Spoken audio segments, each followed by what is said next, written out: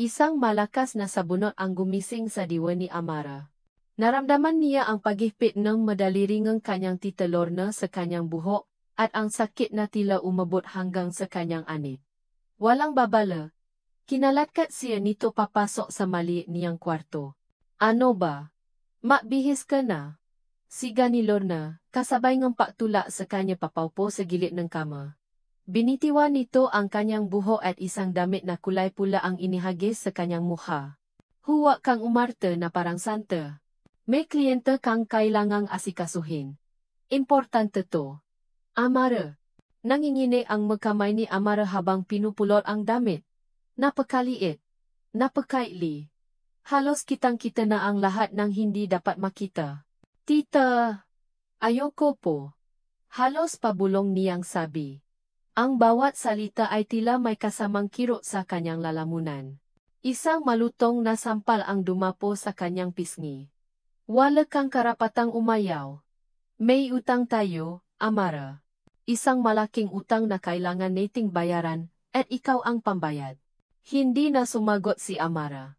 Alam niyang walang saysay. Sa tuwing binabanggit ng tiyahin niya ang utang na iyon, isang utang na hindi naman siya ang gumawa, ay nagiging halimaw ito. Napayuko na lang siya. Hinayaang tumulo ang ngaluha sa kanyang nga kamay. Naramdaman niya ang pag-alis ni Lorna, kasabay ngang paksara ng pinto na tila isang hatol. Wala siyang pagpipilian. Dahan-dahan siyang nagbihis. Ang pulang damit ay tila isang apoy na yumayakap sa kanyang katawan, sumisigaw ngang kahihiyan. Tumingin siya sa salamin at hindi na niya nakilala ang sarili. Ang babaeng nakatingin pabalik ay may gamatang walang buhay, punong takot at pakasuklam. Ilang sandali pa, bumukas ulit ang pinto. Tapos ka na ba riyan? Naghihintay na siya sa VIP room. At umayos ka, Amara. Milyones ang usapan dito. Kinalaka siyang muli palabas ng kwarto, sa gitna ng maingay na bar na puno ang gailaw na kumukutikutap at tuktok na nakakabingi. Para siyang isang manika na walang sariling isip, sinusunod lang ang bawat hakbang na ipinapagawa sa kanya. Bawat tingin ng mga lalaki sa kanya ay tila isang kutsilyong humihiwa sa kanyang pagkatao. Huminto sila sa harap ng isang pinto na may nakasulat na VIP. Huminga ng malalim si Lorna at inayos ang buhok ni Amara. Ngumichi ka. Utos nito. At kahit anong mangyari, huwag mo siyang bibiguin. Itinula siya nito papasok bago isinara ang pinto. At naiwan si Amara sa loob ng isang tahimik at malamig na silid. Sa gitnang kwarto, nakaupo sa isang leather na sofa ang isang lalaki. Nakatalikod ito sa kanya, nakatingin sa malaking bintana na tanaw ang mga ilaw ang siyudad. Nakasuot ito ang isang mamahaling suite, at sa tabi nito ay isang baso ang alak. Hindi ito gumalaw. Hindi ito lumingon. Ang katahimikan ay mas nakakatakot pa kaysa sa ingay sa labas. Nanginginig ang mga tuhod ni Amara. Sir. Halos hindi marinig niyang tawag. Dahan-dahan itong lumingon. At natigilan si Amara. Hindi ito ang inaasahan niyang matandang lalaki na may malaking tiyan at tinging mahalay. Ang lalaking nasa harap niya ay bata pa, makisig, at may mga matang tila kayang basahin ang kanyang kaluluwa, walang pagnanasa sa mga tingin nito. Ang nakita niya ay kuryosidad, at isang bagay na hindi niya may paliwanag, isang bakas ng kalungkutan. Maupo ka, sabi ni lalaki. Ang boses nito ay kalmadong ngunit may bigat ene kapangyarihan. Sumunod si Amara. Umupo siya sa dulo ng sofa, pinakamalayo sa lalaki, habang yakap-yakap ang sarili. Biglang bumukas ang pinto at pumasok si Tita Lorna, may ngiting abot tenga. Sir Rafael. Pasensya na po kung natagalan. Narito na po si Amara. Tumayo ang lalaking nagngangalang Rafael. Lumabas ka, sabi nito kay Lorna, hindi inaalis ang tingin kay Amara. Po? Pero sir, sinabi kong lumapas ka, ulit ni Rafael. Mas may diin ngayon. Natakot si Lorna at mabilis na tumango. Bago ito tuluyang lumabas, sumulyap ito ng masama kay Amara, isang babala. Nang silang dalawa na lang ulit, nagsalita si Rafael. Huwag kang matakot. Wala akong gagawing masama sa iyo. Hindi naniwala si Amara. Walang lalaking magbabayad ng malaki para lang maupo at makipagkwentuhan. Napayuko na lang siya. Hinihintay ang hindi maiwasan. Magkano ang utang ninyo? Tanong ni Rafael. Nagulat si Amara. Itinaas niya ang kanyang muha. Po? Ang utang na dahilan kung bakit ka napilitang gawin to. Makano? Hindi niya alam ang isasagot. Ang alam lang niya, malaki. Napakalaki. Bumukas ulit ang pinto at si Tita Lorna na naman. Si Rafael, pasensya na po sa abala, pero napag-usapan na po natin. Hinarap siya ni Rafael, at sa unang pagkakataon, nakita ni Amara ang pagbabago sa mukha nito. Naging malami at matalim. Makano ang kailangan mo para iwan mo na siya ng tuluyan? Namilo ang mata ni Lorna sa pagkagulat, bago ito napalitan ng kasakiman. Sir. Malaki po ang utang namin. Hindi yan ang tinatanong ko. Makano? Isang milyon po, sir, nanginginig na sabi ni Lorna, tila sinusubukan ang pasensya ng lalaki. Natahimik ang buong silid. Maging si Amara ay napigil ang hininga. 1 milyon. Para sa isang gabi. Ang halaga na iyon ay hindi niya kayang kitain kahit sa buong buhay niya. Hindi nagbago ang ekspresyon ni Rafael. Kinuha nito ang kanyang cellphone, may tinawagan, at nagsalita ang ilang salita. Pagkatapos, ibinaba nito ang telepono at tumingin kay Lorna. Bukas ng umaga, ipapadala ko ang 1 milyong piso sa akang mo. Sa isang kondisyon. Ano pa yon, sir? Sa gabing ito, sabi ni Rafael, at ang mga mata niya ay bumaling kay Amara. Akin siya. At pagkatapos nito, hindi ka na pwedeng lumapit pa sa kanya. Kahit kailan. Tumango-tango si Lorna na parang aso. Opo. Sir. Opo. Masusunod po. Mabilis itong lumabas ng kwarto. Iniwan ang isang ngiting tagumpay. Naiwan si Amara na tulala. Ipinagbili siya. Para sa 1 milyong piso. Tumayo si Rafael at inilahad ang kamay sa kanya. Tara na. Wala sa sariling napatayo si Amara. Hindi niya inabot ang kamay nito. Naglakad lang siya palabas, kasunod ang lalaki, ramdam na ramdam ang ngatingin ng lahat ng tao sa bar. Dinala siya ni Rafael sa isang mamahaling kotse. Sa buong biyahe, walang naksalita. Huminto sila sa harap ng isang napakataas na gusali. Dinala siya nito sa isang penthouse sa pinakatuktok. Ang lugar ay napakalaki at napakaganda. Tanaw mula sa salaming pada ang buong siyudad. Napakalamig ng hangin mula sa aircon. Iniwan siya ni Rafael sa gitna ng sala. Pwede kang matulog sa kwarto. Pwede kang maligo, kumain. Gawin mo ang kahit anong gusto mo. May madami diyan sa cabinet. Humarap si Amara. Puno ang pakalito. Ano po ang kailangan kong gawin? Lumapit si Rafael. Ngunit may distansya sa pagitan nila. Tinitigan siya nito sa mata. Wala. Mahinang sabi nito. Hindi mo kailangang gawin ang kahit ano. Ang mahalaga. Ligtas ka ngayong gabi. Pagkasabi nun, tumalikod ito at pumasok sa isa pang silid. Isinasara ang pinto sa likuran nito. Naiwan si Amara, nakatayo sa gitna ng karanyaan, nanginginig pa rin. Ligtas siya, oo. Ngunit ang isip niya ay puno ng tanong. Kung hindi katawan niya ang habol nito, ano? Ano ang tunay na halaga ng isang gabing binayaran ng 1 milyong piso? Kinabukasan. Nagising si Amara sa sina ng araw na tumatama sa kanyang mukha. Saglit siyang nalito. Hindi alam kung nasaan siya. Ang lambot ng kama, ang bango ng kumot, ang katahimikan lahat ay banyaga sa kanya. At doon, biglang bumali ang lahat. Ang sabunot ng kanyang tita Lorna, ang pulang damit. Ang lalaking nagngangalang Rafael, ang 1 milyong piso. Napabalikwas siya ng bangon. Suot pa rin niya ang damit na ipinahiram sa kanya kagabi. Isang simpleng t-shirt at pajama pants na halatang bago. Mabilis niyang inayos ang sarili at lumabas ng kwarto. Naabutan niya si Rafael sa kusina. Nakasuot ng simpleng puting v-neck shirt at shorts. Nagtitimpla ito ng kape. Hindi ito ang makapangyarihang CEO na nakita niya sa bar. Ang nasa harap niya ngayon ay isang ordinaryong lalaki lang. Good morning, bati nito. Isang maliit na ngiti ang sumilay sa kanyang ngalabi. Nagugutom ka na ba? Ipaghahanda kita ng almusal. Hindi nakasagot si Amara. Nanatili siyang nakatayo malapit sa pintong kwarto. Hindi alam ang gagawin. Hindi siya sanay sa kabaitan. Hindi siya sanay na pinagsisilbihan. Huwag kang mahiya, sabi ulit ni Rafael. Wala ang tita mo dito. Malaya ka.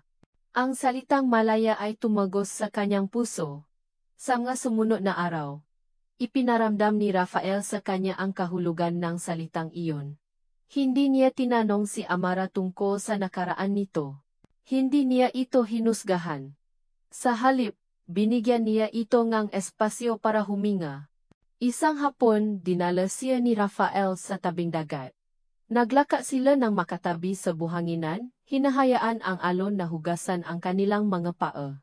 Iyon ang unang pagkakataon sa napakatagal na panahon na naramdaman ni Amara ang kapayapaan. Dumaan sila sa isang maliit na tindahan ng mga damit. May nakita siyang isang simpleng puting bestida, hindi magarbo, hindi mahalay. Nakatingin lang siya doon, nangangarap, nang hindi niya namamalayan, pumasok si Rafael sa loob. Paglabas nito, dala na nito ang bestidang tinitingnan niya. Para sayo, sabi nito. Mas bagay yan sayo kaysa sa pula. Sa mata ni Rafael, hindi siya isang babaeng may madilim na nakaraan. Isa siyang babae na karapat-dapat sa kulay puti. Gabi-gabi, sa malaking kusina ng penthouse, tinuturuan siya ni Rafael na magluto. Magtatawanan sila kapag may nasunog si Amara, o kapag naparami ang asin na nailagay niya. Sa masandaling iyon, nakakalimutan niya kung sino siya. Nakakalimutan niya kung paano sila nakakilala. Ang nararamdaman niya lang ay ang init ng paasa na unti-unting nabubuo sa kanyang puso. Nagsimula siyang maniwala. Baka ito na ang simula ng isang bagong buhay. Baka totoo ang ngiti ni Rafael. Baka totoo ang kabaitan sa mata nito. Isang umaga, na mamadaling lumabas si Rafael mula sa kanyang kwarto, bihis na bihis para sa trabaho. May kausap ito sa kanyang cellphone, at mukha itong seryoso. Amara, tawa nito sa kanya pagkatapos ibaba ang telepono. May biglang business trip ako, kailangan kong umalis ngayon din. Naramdaman ni Amara ang pakirot sa kanyang dibdib. Takot na baka hindi na ito bumalik. Babalik ka ba? Tanong niya. Ang boses ay nanginginig. Lumapit si Rafael sa kanya. Hinawakan nito ang kanyang balikat at tinitigan siya sa mata. Oo naman. Pangako, pabalik ko, ayusin ko ang lahat. Ang magasalitang ayusin ko ang lahat ay tila isang matamis na musika sa kanyang pandinig. Tumango siya. At sa unang pagkakataon, siya ang unang ngumiti. Pero hindi na bumalik si Rafael sa araw na iyon. O sa sumunod na araw. Sa ikatlong araw ng kanyang paisa sa penthouse, may kumatok sa pinto. Sa pag-aakalang si Rafael na iyon, masaya niyang binuksan ang pinto. Ngunit hindi si Rafael ang nandun. Nakatayo sa harap niya ang kanyang tita Lorna, may isang mapanuyang ngiti sa malabi. Tita? Gulat na tanong ni Amara. Anong ginagawa mo dito? Binibisita ka, siyempre, sabi ni Lorna habang tuloy-tuloy na pumasok sa loob. Inilibot nito ang tingin sa buong penthouse, puno ng inggit. Mukhang masarap ang buhay mo dito. Ah, ang galing mo talagang pumili ng kliyente. Hindi siya kliyente. Mabilis na sagot ni Amara. Tumawa si Lorna ng malakas. Isang tawang punong lason. Talaga ba? Amara, kailan ka pa naging ganyan kahangal? Sa tingin mo, mamahalin ka nga isang bilyonaryo? Ginawa ka lang niyang paupahang sinapupunan. Hindi totoo yan. Sigaw ni Amara, naramdaman niyang naksimulang manghina ang kanyang matuhod. Hindi totoo? Kumuha si Lorna ng isang brown envelope mula sa kanyang bag at inihagis ito sa lamesa. Basahin mo. Nangingini ang mga kamay ni Amara habang binubuksan ang envelope. Sa loob, May isang makapal na dokumento. Sa pinakaunang pahina, nakasulat ang nga salitang surrogacy agreement. Binasa niya ang nga sumunod na linya. Ang pangalan niya, Amara Reyes, bilang the surrogate. Ang pangalan ni Rafael De Leon, bilang the intended parent. Ang halaga, ₱1,000,000, bilang final payment. Ang bawat salita ay tila isang suntok sa kanyang sikmura. Isang patalim sa kanyang puso. Nakasulat doon na pagkatapos niyang mabuntis at isilang ang anak ni Rafael, wala na siyang anumang karapatan sa bata. Sa huling pahina, nakita niya ito. Ang pirma. Ang pirma ni Rafael De Leon, malinaw at matatag. Bumasa ang dokumento mula sa kanyang nga kamay. Ang nga luha ay nasimulang mamuo sa kanyang nga mata. Ginagawang malabo ang lahat. Ang nga araw ngang kaligayahan. Ang nga ngiti. Ang nga pangako. Lahat ay kasinungalingan. Isa lang siyang kasangkapan. Isang transaksyon. Naintindihan mo na ba? Sabi ni Lorna. Ang boses ay puno ngang tagumpay. Ang ₱1,000,000 ay hindi para sa kalayaan mo. Bayad yan para sa serbisyo mo. Hindi na makapagsalita si Amara. Ang sakit ay napakatindi, halos hindi na siya makahinga. Umalis si Lorna, iniwan siyang wasa at duro sa gitna ng isang magandang hawla. Nang gabing iyon, habang malakas ang buhos ng ulan sa labas, naampake si Amara. Isinilit niya sa isang maliit na baang iyalan niyang damit. Ang puting bestida na bigay ni Rafael ay iniwan niya sa ibabaw ng kama. Kinuha niya ang susi nga penthouse at maingat na inilagay ito sa lamesa, sa tabi ng kontratang bumasa sa kanyang puso. Tumalikot siya at hindi na lumingon pa. Naglakat siya palabas ng gusali, sa gitna ng malakas na ulan, hinahayaan ang lamig na yakapin ang kanyang katawan. Walang direksyon, walang patutunguhan. Sumakay siya sa unang bus na kanyang nakita. Isang bus na papalayo sa Maynila, papalayo sa lahat ng sakit. Habang umaandar ang bus, umupo siya sa may bintana, nakatingin sa mailaw na dumadaan. Naramdaman niyang umikot ang kanyang paningin. Isang matinding pagkahilo ang biglang dumapo sa kanya, kasunod nanais na masuka. Napahawa siya sa kanyang tiyan. At doon, sa gitna ng kanyang pagluluksa, isang mas masahol na katotohanan ang sumampal sa kanya. Hindi lang ang puso niya ang dinuro ng lalaking iyon. Kinuha rin nito ang kanyang kinabukasan. Dahil sa loob niya, alam niyang may nabubuo. Isang buhay. Ang bungangang kanilang kasinungalingan. Dala-dala niya sa kanyang sinapupunan ang anak ng lalaking pinakamamahal at kinasusuklaman niya ng sabay. 5 taon. Para kay Rafael De Leon, ang 5 taon ay sapat na panahon para palaguin ang kanyang kumpanya ng 10 beses. Para maging pinakamakapangyarihang CEO sa bansa. Para maging isang leon sa mundo ng negosyo na kinatatakutan ng lahat. Sa loob ng isang malamig na boardroom sa Bonifacio Global City, ang boses niya ay walang emosyon, parang yelo. Cancel the project, sabi niya sa mga taong nasa harap niya.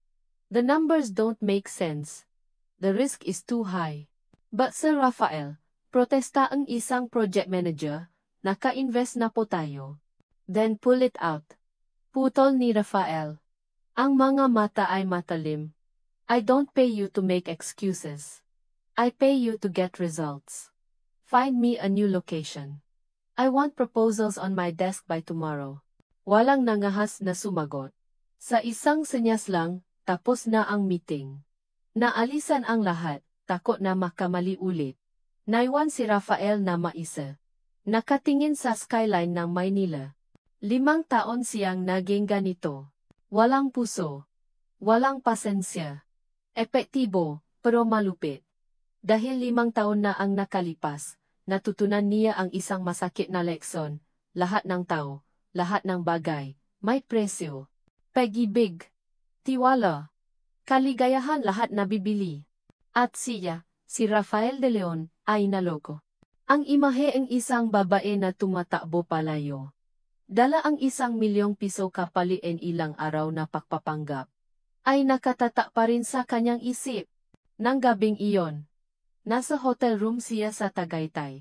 Dinala siya nga trabaho sa malamig na lugar na ito, para personal na tingnan ang isang posibleng patayuan ng bagong resort. Ang katahimikan ng gabi ay mas lalong nakpapatingka sa kalungkutan na pilit niyang itinatago sa araw.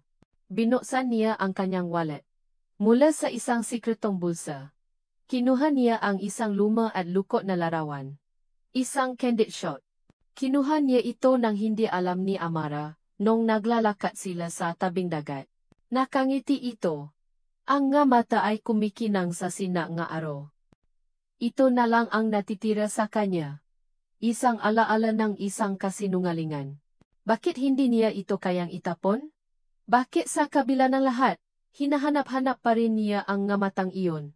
Hinahanap niya ito sa bawat babaeng nakakasalubong niya.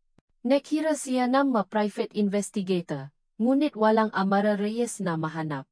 Tila nilamon na ito ng lupa, kasama ang pera niya. Kinuha niya ang pera ay umalis, sabi ng isang bahagi ng kanyang isip. Ganon lang yun kasimple. Pero may isang bahagi sa kanya na sumisiga, na umayaw maniwala. Ang Amara na nakilala niya sa loop ng ilang araw na iyon ang babaeng may takot sa mamata, pero may tapang sa puso hindi gagawin iyon. Hindi ba? Pinagot niya ang sarili sa paisip hanggang sa makatulog. Kinabukasan imbes na dumiretso sa site na posibleng itayong resort, nakpasya si Rafael na mag-drive paikot-ikot sa Tagaytay. Hindi niya alam kung ano ang hinahanap niya. Siguro ay kapayapaan. Siguro ay isang bagay na makakapagpaalala sa kanya na may buhay pa sa labas ng boardroom at mga financial report. Napadaan siya sa isang abalang lugar kung saan maraming nagtitinda ng mga bulaklak at prutas. Napukaw ang kanyang atensyon ng makukulay na halaman. Ipinahinto niya ang sasakyan at bumaba. Naglakat-lakat siya sa gitna ng tao, isang dayuhan sa sarili niyang bansa. Nakasuot siya ng mahaling polo shirt at slacks, habang ang nga tao sa paligid niya ay abala sa kanilang nga simpleng pamumuhay. May nga pamilyang tumatawa, mga batang naghahabulan. Isang mundo na matagal na niyang kinalimutan. At doon sa isang maliit na pwesto nga bulaklak, nakita niya ang isang anino na pamilya. Isang babay ang nakatalikot, may nga na inaayos ang maputing rosa sa isang balde. Ang paraan ang kanyang paggalaw, ang hubog ang kanyang likod, ang buhok niyang itim na nakatali lang ng simple. Nanigas si Rafael sa kanyang kinatatayuan. Ang puso niya ay nagsimulang tumibo ng malakas, isang ritmong matagal na niyang hindi naramdaman. Dahan-dahan siyang lumapit, bawat hakbang ay mabigat. Bawat hakbang ay puno ng pag-alinlangan at pag-asa. Habang papalapit, mas lalo niyang nakikita ang balat na kayumanggi. Ang kamay na kahit magaspang na sa pagtatrabaho ay mayroon pa ring angking dalisay. Nang halos nasa likuran na siya nito, isang boses ng bata ang narinig niya. Mama, nauha na po ako. Lumingon ang babay. At ang mundo ni Rafael ay yuminto. Ang mukha na iyon. Mas humumpa ang ngapis niya. Mas may linyang ang pagot sa ilalim ng mata. Ngunit walang duda. Ang mga matang iyon, kahit may lungkot, ay ang mga matang hinanap niya sa loob ng 5 taon. Si Amara. Bago pa man siya makapagsalita, isa pang bata ang lumapit sa kanya, kamukhang-kamukhang ang unang nagsalita. Ako rin po, Mama. Gusto kong juice. At may isa pa. Isang batang babae na may parehong mukha. Ang humawak sa palda ni Amara. Mama. Look. Butterfly. 3 sila. Magkakamukha. Nanlami ang buong katawan ni Rafael. Napatingin siya mula kay Amara patungo sa 3 bata. Ang isang batang lalaki ay may maliit na nunal sa ilalim ng mata, katulad ng sa kanya. Ang isa pang batang lalaki ay may parehong hugis ng panga. At ang batang babay. Ang batang babay ay may mga mata niya. Ang mga mata ni Rafael de Leon ay nakatingin pabalik sa kanya mula sa 3 maliliit na mukha. Hindi. Hindi maaari. Ang isip niya ay naglakbay pabalik. 5 taon. Ang panahon ay eksakto. Ang mga bata ay mukhang 4 na taong gulang. Ang lahat ng piraso ng palaisipan ay biglang nakabit-kabit sa isang imahang hindi niya kayang tanggapin. Iniwan siya nito. Kinuha nito ang pera. At itinago nito sa kanya ang kanyang nga anak. Naramdaman niya ang galit na umaya sa kanyang lalamunan, ngunit nalunod itong isang mas malakas na emosyon. Isang along ng pakalito, sakit, at isang kakawang pananabi. Hindi niya napigilan ang sarili. Ang pangalan nito ay lumabas sa kanyang malabi na parang isang panalangin, parang isang sumpa. Amara? Ang boses niya ay mahina, halos isang bulong, ngunit sa gitna nga ingayng palengke, narinig ito ni Amara na parang isang kulog. Unti-unti itong lumingon sa kanya. Ang nga mata nito ay nanlaki. Ang kulay sa kanyang mukha ay biglang nawala, napalitan ng putlang-putla na takot. Ang ngiti na para sana sa kanyang maana ay naglaho, napalitan ng isang ekspresyon ng purong pagkagimbal. Tila nakakita siya ng isang multo mula sa nakaraang hindi na niya gustong balikan. Nakatiti lang sila sa isa-isa, sa loob ng ilang segundong tila walang katapusan. Ang katahimikan ay binasa ng isang maliit at inosenteng tanong. Ang batang babae, na nakakapit pa rin sa palda ng kanyang ina, ay tumingala kay Amara. Pagkatapos ay sumulyap kay Rafael, at natanong sa isang maliit na tine na bumasa sa puso ng bilyonaryo. Mama, sino po siya? Ang tanong ni Ria ay parang isang dagitap na gumising kay Amara mula sa kanyang pakakatulala. Ang takot ay mabilis na napalitan ng isang despradong pangangailangan na protektahan ang kanyang mga anak. Wala, anak. Mabilis niyang sagot, ang boses ay nanginginig. Nakamali lang siyang tao. Hinawakan niya ang kamay ni Rico at Ramon, at binuhat si Ria. Walang lingon likod, tinalikuran niya si Rafael at naglakad papalayo sa multo ng kanyang nakaraan. Amara! Sandali! Narinig niyang sigaw ni Rafael mula sa likuran. Hindi siya lumingon. Binilisan niya ang kanyang paglakad. Halos patakbo na. Palayo sa pwesto niya. Palayo sa palengke. Ang tibok nga niyang puso ay kumakarera, hindi dahil sa pagod, kundi dahil sa purong takot. 5 taon. 5 taon siyang nagtago. 5 taon siyang nagsikap na bumuo ng isang tahimik na buhay para sa kanyang nga anak. Malayo sa sakit at kasinungalingan ng Maynila. Sa isang iglap, gumuho ang lahat. Natakpuan siya nito. Nakarating siya sa kanilang maliit na inupahang bahay. Hila-hila pa rin ang nga anak na naguguluhan. Mabilis niyang isinara ang pinto at isinandal ang likod dito, habang hinahabol ang kanyang hininga. Mama, bakit po tayo tumakbo? Tanong ni Rico, ang pinakapalaisip sa tatlo. Sino po yung lalaki, Mama? Tanong naman ni Ramon.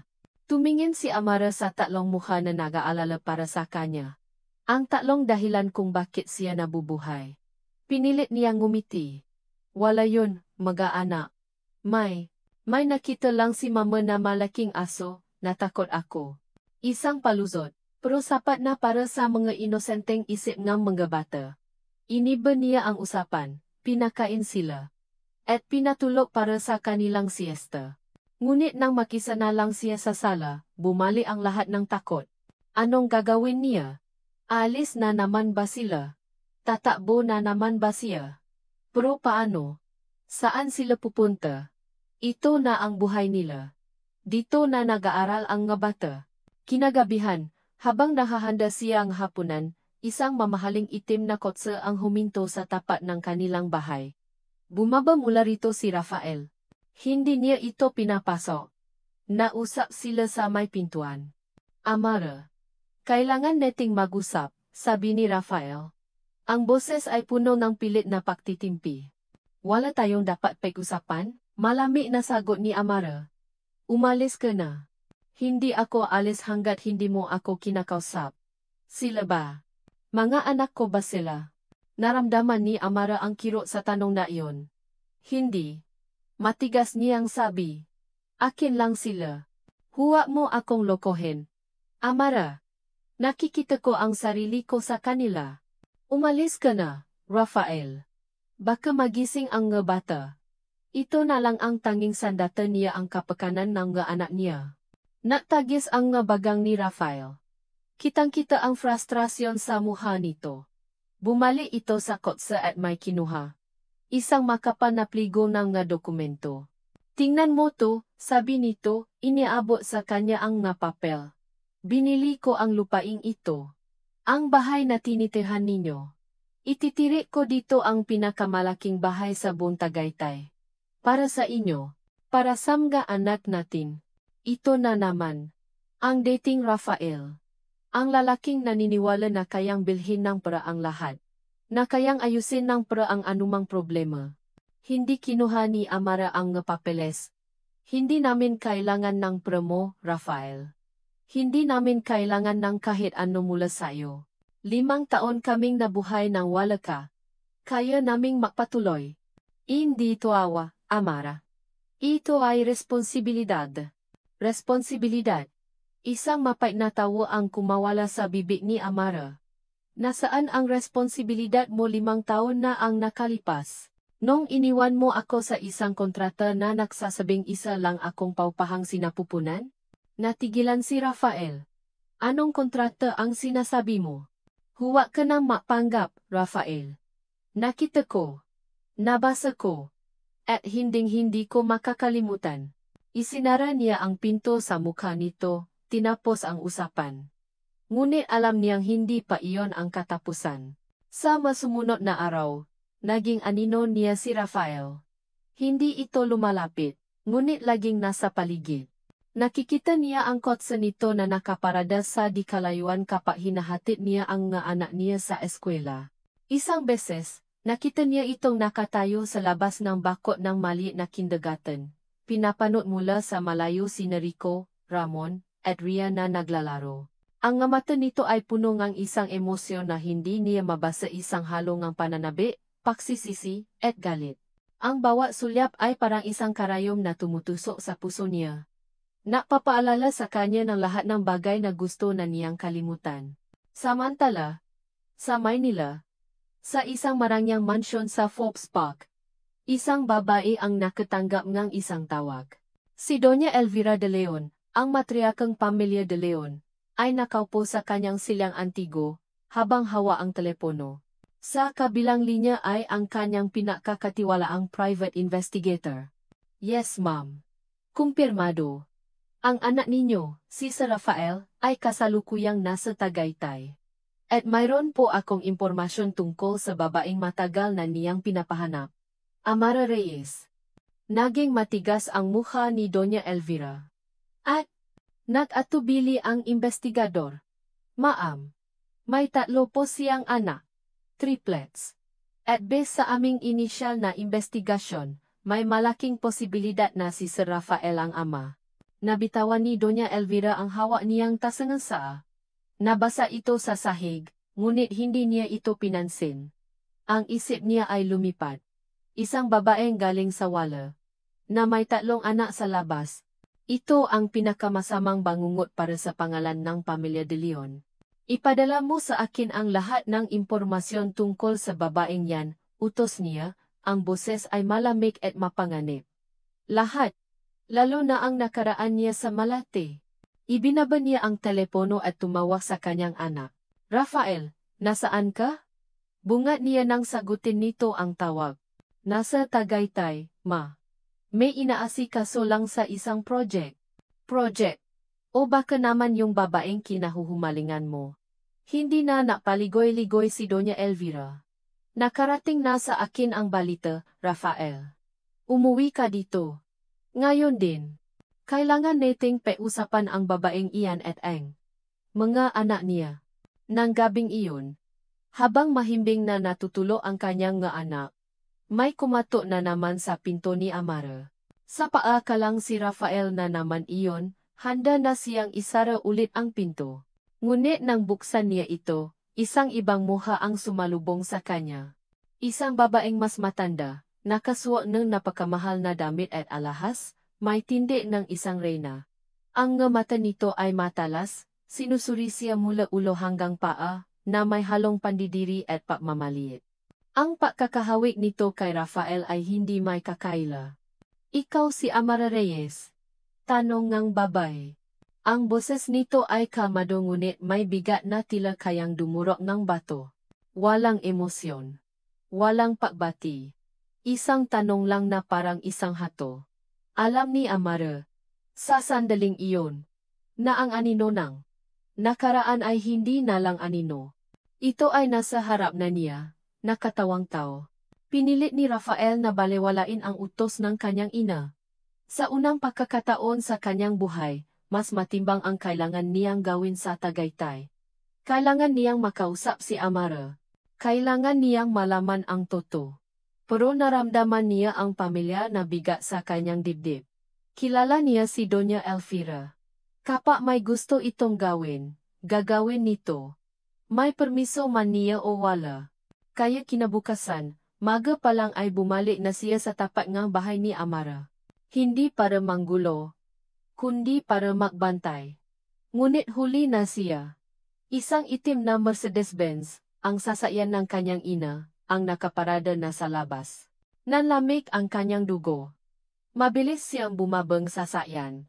Sa loob ng maliit na sala ni Amara, ang hangin ay mabigat at hindi ka makahinga. Nakapo si Doña Elvira sa naisang upuang disenteng tingnan, habang si Amara ay nakatayo sa harap nito, yakap-yakap ang sarili. Hindi ko alam kung ano ang ipinangakit mo sa anak ko, sabi ni Doña Elvira, ang bawat salita ay may lason. Pero kahit ano pa yan, kailangan na nitong matapos. Kumuha si Doña Elvira ng isang checkbook mula sa kanyang Hermes bag. Pumirma siya at iniwan ng blanco ang amount. Inilapat niya ito sa maliit na lamesa sa pagitan nila. Isulat mo ang kahit anong numero na gusto mo, sabi nito, ang boses ay walang kabuhay-buhay. 1,000,000? 5? 10? Sabihin mo ang presyo mo at pagkatapos, maglaho ka na sa buhay ng anak ko. Dalhin mo ang magabatang yan. At huwag na kayong magpapakita pa. Tumingin si Amara sa seka. Ang kapirasong papel na iyon ay sagot sa lahat ng kanyang problema sa pera. Pambili ng bahay. Pakain. Pang-aral para sa mga anak niya. Isang buhay na komportable. Ngunit nang tumingin siya sa mukha ni Doña Elvira, ang nakita niya ay ang parehong patingin na ibinibigay sa kanya ng mundo nun. Isang babaeng mabibili. Isang bagay na may presyo. Dahan-dahan, kinuha ni Amara ang tseka. Tinitigan ito ni Doña Elvira, mangiting ang tagumpay sa kanyang ngalabi. Ngunit hindi isinulat ni Amara ang isang numero. Sa halip, pinunit niya ito sa gitna. At pinunit ulit. At ulit. Hanggang sa maging maliliit na piraso na lang ito. Hindi po nabibili ang maanak ko, sabi ni Amara, ang boses ay nanginginig ngunit matatag, at hindi rin po ako nabibili. Nanlaki ang nga mata ni Doña Elvira sa gulat at galit. Tumayo ito. How dare you? Wala kang utang na loob. Alam mo ba kung sino ang kinakausap mo? Opo, sagot ni Amara. Kinausap ko na po ang isang bersyon ninyo 5 taon na ang nakalipas. Iba lang ang pangalan. Pero pareho lang ang tingin ninyo sa akin. Sakto namang bumukas ang pinto at pumasok si Rafael. Nakita niya ang nga piraso nga sa kasasahi. Ang galit sa mukha nga niyang ina, at ang tapang sa mga mata ni Amara. Ma, anong ginagawa ninyo dito? Tanong niya. Hinaharangan si Amara mula sa kanyang ina. Kinakausap ko lang ang babaeng sumisira sa buhay mo. Si Gani Doña Elvira. Nakikita mo ba? Rafael. Ganyan siya. Isang manggagamit na nakpapanggap na disente. Biglang may isang boses na sumingit mula sa labas. Isang boses na pamilya sa kanilang lahat. Naku! Mukhang may family meeting kayo dito. Ah! Pwede bang sumali? Pumasok si Tita Lorna sa bahay na parang peg-ari niya ito. Ang damit niya ay mas maganda na kaysa dati, halatang nakinabang sa 1,000,000 piso. At sino ka namang bruha ka? Tanong ni Doña Elvira.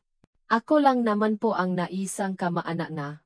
Amara na yan, sabi ni Lorna. Ngumiti ng matamis kay Rafael. Kamusta ka na, si Rafael? Namiss mo ba ako? Dito na napuno si Rafael. Ang damdamin na pinipigilan niya ay sumabog. Ang galit niya ay hindi para kay Amara o sa kanyang ina, kundi para sa babaeng ito na siyang ugat ng lahat. Hinawakan niya si Tita Lorna sa braso at kinalatkat palabas ng bahay, palayo sa pandinig ni Amara at ng kanyang ina. Anong kailangan mo? Sabi ni Rafael. Ang boses ay malami na parang yelo. Idinikit niya si Lorna sa padang ng isang bakanteng lote sa tabi. Wow! High strong ka pa rin. Sir. Tumawa si Lorna. Ngunit may takot na sa kanyang mata. Gusto ko lang namang kumustahin ang pamangkin ko. At siyempre, baka kailangan ninyo ngang tulong para manatiling tahimik ang mga bagay-bagay. Mahirap na, baka may makalat na balita tungkol sa nakaraan ni Amara. Nakakahiya sa pangalan ng Madeleon. Ito na. Pagtatangkang blackmail. Makano? Tanong ni Rafael. Ang mata ay nanlilisik. Makano ang gusto mo para tuluyan ka ng maglaho? Tumawa ulit si Lorna. Sa pagkakataong ito ay may halong tagumpay. Alam mo, Rafael, ang pagiging ina ay mahirap. Maraming gastos. Siguro, 1,000,000 para masigurado ang kinabukasan nila. Sa narinig, parang may pumiti sa loop ni Rafael. Ang pagpapanggap ni Lorna na nag-alala ito para kay Amara ay ang huling patak na napapaw sa kanyang pasensya. Talaga bang ginawa mo ang lahat na ito para sa kanya? Tanong ni Rafael. Ang boses ay mapanganib na kalmado. O naman. Sinunod ko lang ang gusto mo. Sagot ni Lorna, lalong naging kampante. Tao mo nga ang nagabot ng pera, di ba? At ginawa ko ang lahat para makumbinsi siyang iwan ka. Ginawa ko siyang tanga. Ipinaniwala ko sa kanya na isa lang siyang machine na mag-anak para sayo. Ipinakita ko pa nga sa kanya yung kontrata. Natigilan si Rafael. Ang buong mundo niya ay tila bumagal. Hinikpitan niya ang pagkakahawa sa braso ni Lorna. Ano? Anong kontrata? Naramdaman ni Lorna ang pagbabago sa tono ni Rafael. Napalunok siya, biglang kinabahan. Yung surrogacy agreement. Yung pinagawa mo sa abogado mo. Para maniwala siyang bayad lang siya at hindi mo siya mahal. Ang mga salita ni Lorna ay parang ngakidlat na tumama sa isip ni Rafael. Surrogacy agreement? Abogado? Ang tanging pinagawa niya ay ma-transfer ngang 1,000,000. Walang kontrata. Walang kasunduan. Hindi ako napagawa ng kahit anong kontrata, sabi ni Rafael, ang bawat salita ay mabigat. Doon napagtanto ni Lorna ang kanyang pagkakamali. Namutla siya, hindi. Pero, sinabi mo, ang 1,000,000. Ang 1,000,000, sabi ni Rafael, unti-unting binibitawan si Lorna habang ang katotohanan ay lumalata sa kanyang isipan na parang isang basa na salamin. Ang 1,000,000 ay para bilhin ang kalayaan niya mula sa iyo. Hindi para bilhin siya. Lahat ng piraso ay nakabit-kabit. Ang paalis ni Amara. Ang galit sa mata nito. Ang paulit-ulit niyang sinasabi tungkol sa isang kontrata. Hindi siya umalis dahil sa pera. Umalis siya dahil akala niya, niloko niya ito sa pinakamasakit na paraan.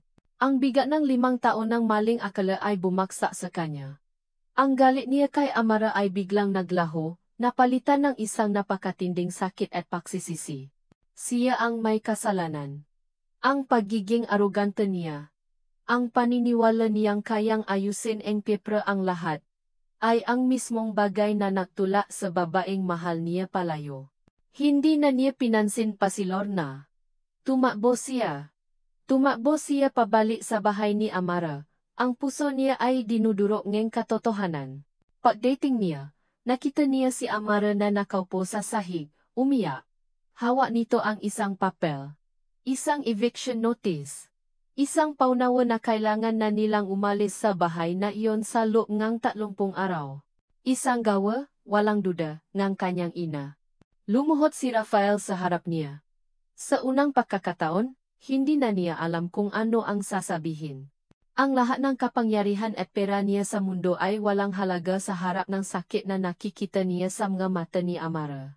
Ang sakit na siya mismo ang may kagagawan.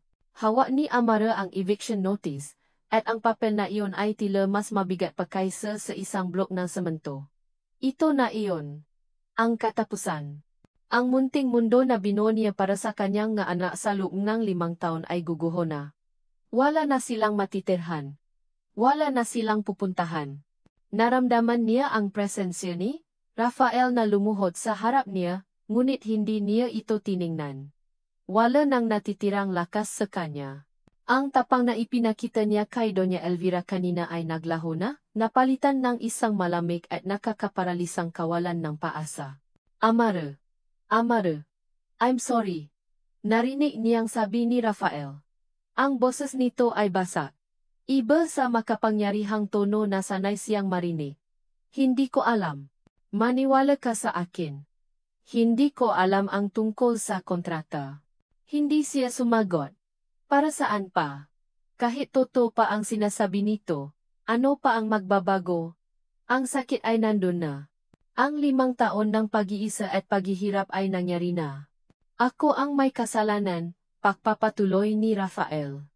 Dahil sa pagiging arogante ko, dahil sa pera. Sinaktan kita. Patawarin mo ako. Sa wakas, itinaas ni Amara ang kanyang tingin. Nakita niya ang isang bagay na hindi pa niya nakikita sa mata ni Rafael dati. Pagsisisi. Totoong pagsisisi. At sakit. Ngunit bago pa man may mamuang anumang emosyon sa kanyang puso, bumali ang imahe ng kanyang nga anak. Sina Rico, Ramon, at Rhea. Sila ang mahalaga. Kailangan niyang maging matata para sa kanila. Tumayo siya. Pinunasan niya ang kanyang luha. Hindi ko kailangan ng sorry mo, Rafael. Ang kailangan ko ay isang lugar kung saan pwedeng manirahan ang nga anak ko ng payapa. Kinabukasan, isang itim na van ang huminto sa harap ng kanilang bahay. Isang lalaking nakasuwit ang bumaba at nagabot ng sulat kay Amara. Galing ito kay Doña Elvira de Leon. Hindi ito isang pakiusap. Isa itong utos. Pinapapunta siya sa Manson mga de Leon sa Maynila para sa isang pag-usap.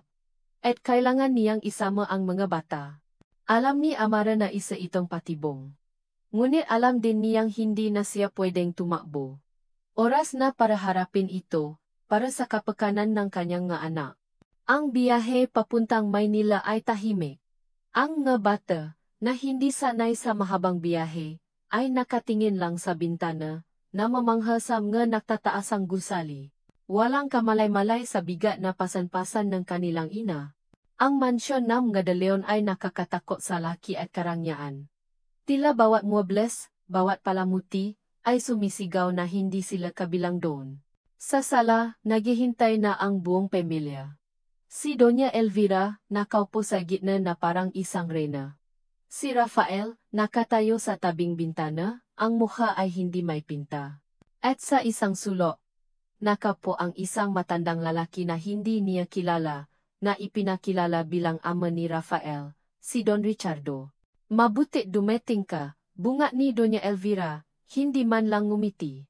Ang tingin niya ay dumapo sa 3 batang nasa likod ni Amara. Mama, please, sabi ni Rafael. Huwag dito. Tumahimik ka, Rafael. Sigaw ni Doña Elvira. Ito na ang panahon para tapusin ang kahibangang ito. Kailangan mong mamili. Ang pamilyang ito, o ang babaeng niya na may daladalang iskandalo. Tumingin si Doña Elvira kay Amara. Sabihin mo sa akin, makano ba talaga ang habol mo? Ang anak ko? Ang pangalan namin? Dahil sabihin ko sa iyo, hindi mo makukuha ang ngayon? Isa kang babae mula sa puti, at kahit kailan, hindi ka magiging isang de Leon. Bawat salita ay parang sampal. Ngunit sa pagkakataong ito, hindi yumuko si Amara. Humarap siya kay Doña Elvira, ang mga mata ay matata. Wala po akong habo sa pera o sa pangalan ninyo. Sabi niya. Nandito po ako para sabihin sa inyo na titigilan na namin kayo. Aalis na kami. Hahanap kami ng lugar kung saan hindi kami huhusgahan. Ang tanging hinihiling ko lang ay hayaan ninyo kaming mamuhay ng payapa. Payapa? Tumawa si Doña Elvira. Paano kayo mamumuhay ng payapa kung ang pundasyon ng relasyon ninyo ay kasinungalingan? Anak, tingnan mo siya. Isang babaeng galing sa Isang babaeng, tama na. Ang sigaw ni Rafael ay umalingaw sa buong sala. Pinatahimik ang lahat. Maging ang bata ay napahawa kay Amara. Naglakad si Rafael papunta sa gitna. Ngunit hindi siya tumabi sa kanyang ina. Tumayo siya sa tabi ni Amara. Huminga siya ng malalim, at pagkatapos ay tumingin sa kanyang ina, sa kanyang ama, at sa buong mundo. Kung mayroon mang kasinungalingan dito, ako ang may gawa nun. Hindi siya. Lumingon siya kay Amara. Ang nga mata ay punuan sakit at pagmamahal. Patawarin mo ako, Amara. Hindi dahil sa pera, kundi dahil sa hindi ko sinabi sa'yo ang totoo nun. Dahil sa pagiging duwa ko. Humarap siyang muli sa kanyang mga magulang. Ma, pa. Ang babaeng hinuhusgahan ninyo ay ang babaeng mahal ko. At ang tatlong batang ito, sabi niya, habang lumuluhod para maging kapantay ng mga bata, ay ang anak ko. Ikinuwento ni Rafael ang lahat. Ang tungkol sa 1 milyong piso na pambili ng kalayaan ni Amara. Ang tungkol sa kasinungalingan ni Tita Lorna. Ang tungkol sa peking kontrata na sumira sa lahat. Habang nagsasalita si Rafael, unti-unting nawawala ang galit sa puso ni Amara. Napapalitan ito ang isang bagay na matagal na niyang kinalimutan. Paunawa. At paglaya. Naging arogante ako, ma, paamin ni Rafael. Nakatingin sa kanyang ina. Akala ko, kaya kong bilhin ang lahat. Pero ang tiwala at pagmamahal, hindi pala nabibili. Kailangan itong pahirapan. At handa akong pahirapan, yon, kahit gaano katagal. Tumingin siya kay Amara, ang nga mata ay nagsusumamo. Mahal kita, Amara. Noon pa. At kung bibigyan mo ako ng pagkakataon, ipapakita ko sa iyo araw-araw na ang pagmamahal ko ay totoo. Hindi napigilan ni Amara ang maluha. Ngunit sa pagkakataong ito, hindi ito luha ng sakit o pihati. Ito ay luha ng ginhawa. Luha ng isang pusong sa wakas ay nahanap ang katotohanan. Natihilan si Doña Elvira. Sa unang pagkakataon, nakita niya ang kanyang anak, hindi bilang isang CEO, kundi bilang isang lalaking nagmamahal at handang ipaglaban ang kanyang pamilya. Nakita niya ang tapang sa mata ni Amara. At nakita niya ang kanyang mga apo, na nakatingin kay Rafael na may pagtataka at kislap sa mga mata. Biglang bumukas ang pinto ng mansyon. Pumasok ang 2 pulis. Kasama nila, si Tita Lorna, na nakaposas na. Napatayo si Rafael. Nag-file na akong kaso laban sa kanya. Panloloko at extortion. Panahon na para minigot siya sa batas. Napatiti si Lorna kay Amara. Ang nga mata ay puno ang galit at pagkatalo. Ngunit wala nang takot na nararamdaman si Amara. Tapos na ang lahat. Sa gitna ng kaguluhan, humakbang si Rafael palapit kay Amara at sa mga bata. Inilahat niya ang kanyang kamay, hindi bilang isang utos, kundi bilang isang paanyaya. Umiwi na tayo. Sabi niya. Hindi niya sinabing sa bahay ko. Ang sinabi niya ay tayo. Sa sandaling iyon, alam ni Amara na ang patakbo ay tapos na. Panahon na para simulan ang pakbo. Ang nga araw pagkatapos ng komprontasyon sa mansyon ng De Leon ay puno ng isang kakaibang katahimikan. Para itong ang kalma pagkatapos ng isang malakas na bagyo.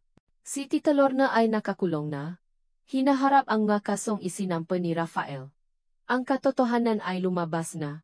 At wala nang nga anino na nakatago sa dilim. Hindi pinilit ni Rafael si Amara at ang mga bata na tumira sa malaking bahay niya sa Maynila. Sa halip, sila ang nanatili sa Tagaytay. Ipinahinto ni Rafael ang pabili sa lupang kinatitirikan ng bahay ni Amara at kinausap ang may-ari para ayusin ang kanilang pananatili. Gabi-gabi, pagkatapos na ang trabaho sa Maynila, magdadrive si Rafael papuntang Tagaytay. Hindi para pilitin si Amara na mahalin siya, kundi para makasama ang kanyang nga anak, para bumawi sa 5 taon na nawala. Sa una, mailap pa rin si Rico, Ramon, at Ria. Para sa kanila, isa siyang estranghero. Ngunit si Rafael ay matiyaga. Tinuruan niya si Rico kung paano magpalipat ng saranggola. Nakipahabulan siya kay Ramon sa kanilang maliit na bakuran. At binabasahan niya si Ria ng mga kwento bago ito matulog. Si Amara ay nanonood lang mula sa malayo. Ang puso niya ay isang magulong harding ng maemosyon. Mayroon pa ring sakit. Isang bakas ng takot.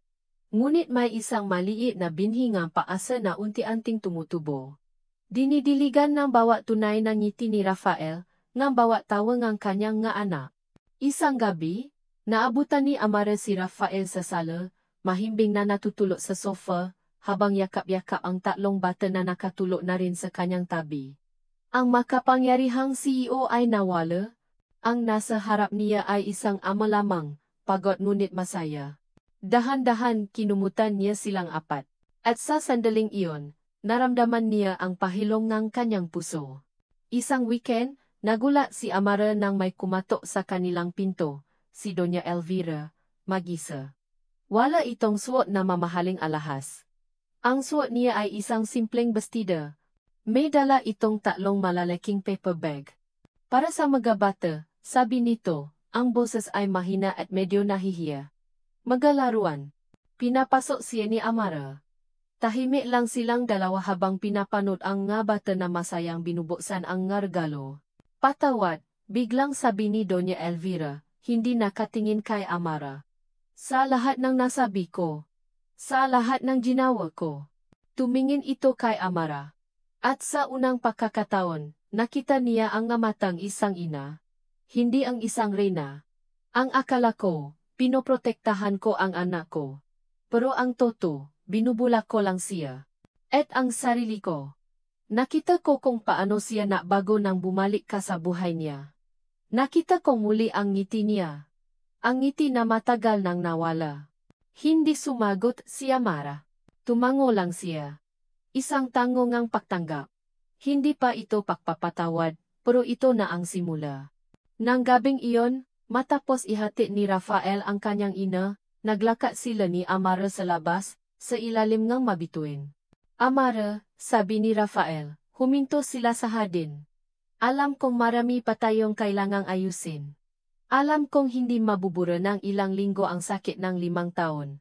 Kinuha niya ang kamay ni Amara. Pero gusto kong malaman mo na seryoso ako. Seryoso ako sa iyo. Seryoso ako sa pamilyang ito. Mula sa kanyang bulsa, kumuha siya ng isang maliit na kahon. Ngunit nang buksan niya ito, hindi isang malaking diamanteng singsing ang laman. Isang simpleng singsing lang na may tatlong malili na bato, isang aso, isang berde, at isang rosas. Hindi ito isang engagement ring, paliwanag niya.